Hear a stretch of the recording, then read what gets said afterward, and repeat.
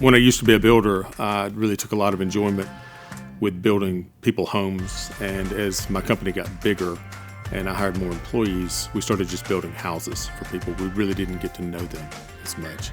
And so when I created Warrior Restoration, when I started over, I really wanted to make sure that I was able to help people and to emotionally connect with them and help them inside their homes. We're friends.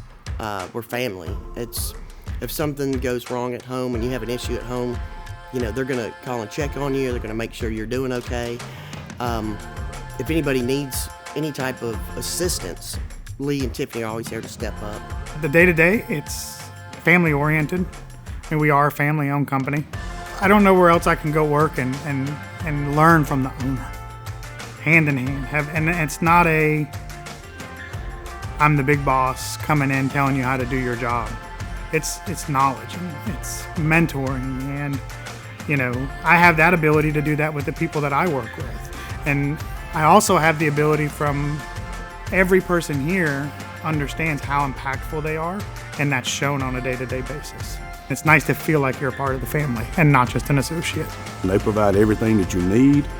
They give good work incentives, and it's just a family-oriented atmosphere here.